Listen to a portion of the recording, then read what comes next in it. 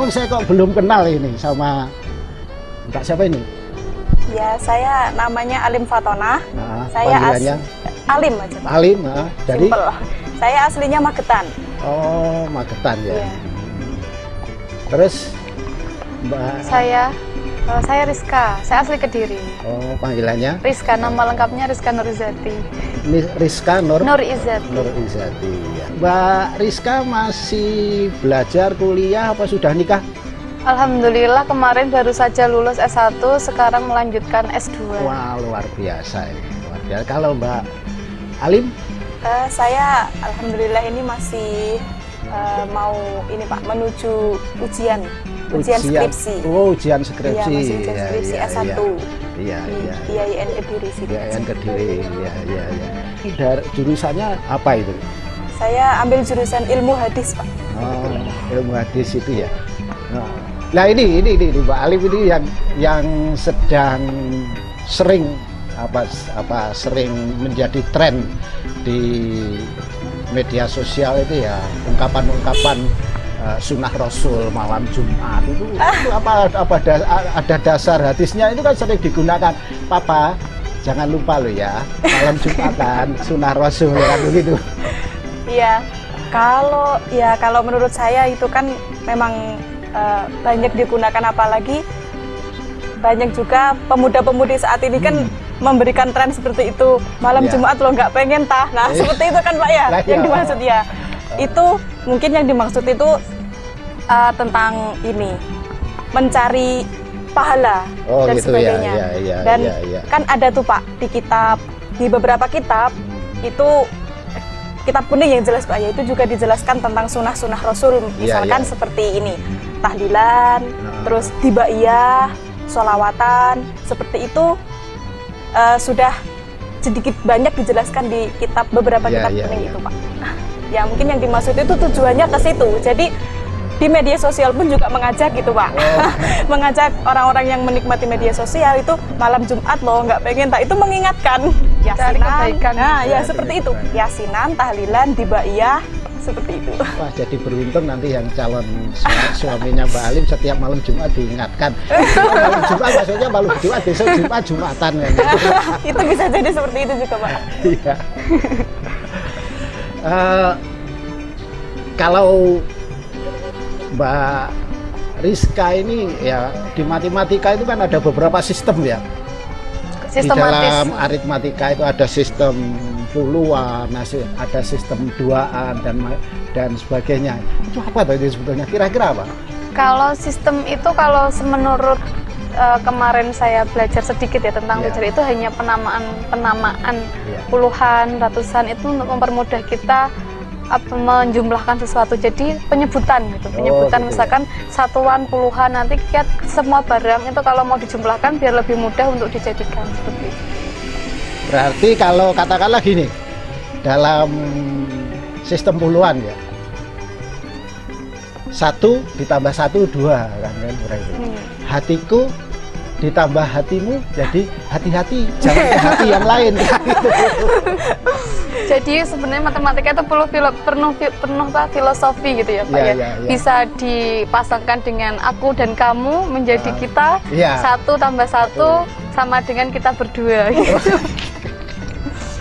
Tapi 1 tambah 1 nanti bisa 3, bisa 4 kan gitu. Bisa, ya. Kamu dan aku jadi kita berdua dan anak-anak kita kan ini juga jadi gitu. Jadi itu namanya penambahan. Ya, itu namanya, jadi 1 ditambah 1 kita berpasangan terus bertambah menjadi anak-anak, kan penambahan dari 1 menjadi 2, berkembang biak lagi menjadi lebih banyak lagi. Itu namanya sudah apa ya, deret ukur ya, itu deret aritmatika. Kalau zaman saya dulu disebut deret ukur ya, tambahnya kan luar biasa. Itu matematika dalam segi kemasyarakatan yang ada di kehidupan sehari-hari gitu ya. Sekarang ini Mbak Alim, anak-anak muda seperti Mbak Alim ini kan masih muda ya, ya kan? Nah, dari wajahnya itu kan kelihatan dari senyumnya itu senyum anak muda ya. Anak muda itu kan sering tidak bisa lepas dari gawe. Nah, pegangannya aja sudah gawai. Iya. Tidak lepas juga, tidak bisa kerangka pikir itu sudah tidak bisa lepas dari apa yang disebut dunia maya, kan begitu. Nah, kira-kira seringnya bermain di alur mana? Ya karena kan di Indonesia ini kan sudah ini ya Pak ya, Ya. sudah banyak orang yang menggunakan sosial media tersebut Pak. Ya. Sekitar Pak, menurut data Ya, ya. di tahun 2019 tahun kemarin itu sekitar 150 juta orang itu sudah menggunakan media sosial, baik itu di media sosial di YouTube, Ya, ya. Twitter, apalagi WhatsApp sekarang kan ini sudah Ya. banyak sekali yang pengguna ya Pak. Ya, Mungkin bisa dihitung lah dari beberapa orang yang tidak menggunakan sosial media.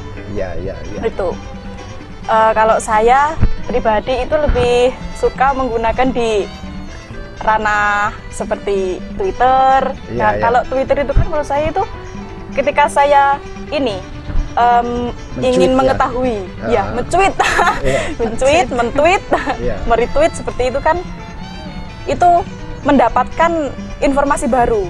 Nah, Ya.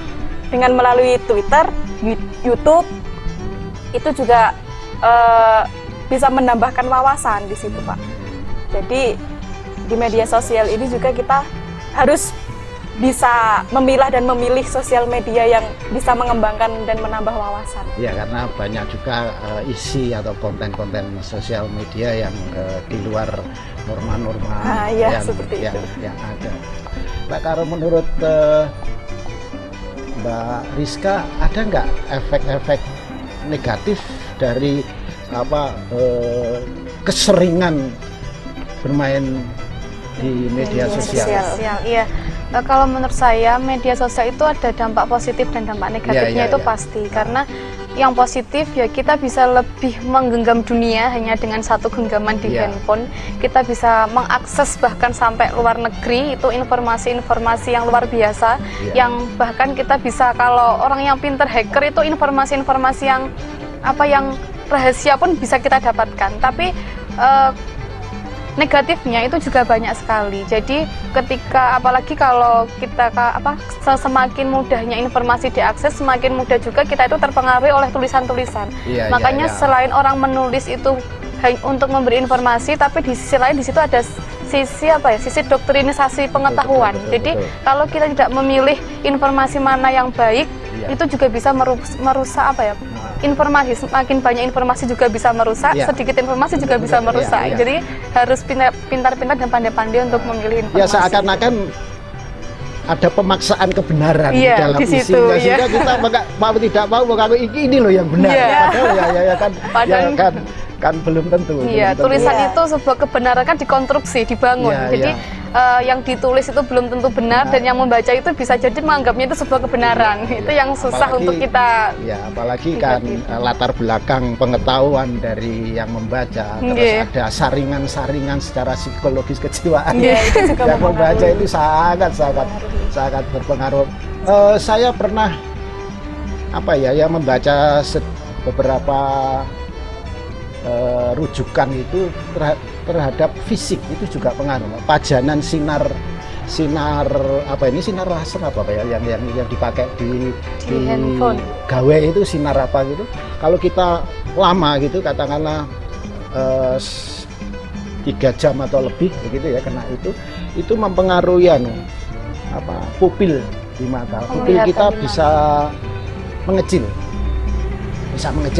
Iya. Kalau pupil mengecil, akhirnya ujung-ujungnya otak kita ini, volume otak kita jadi mengker.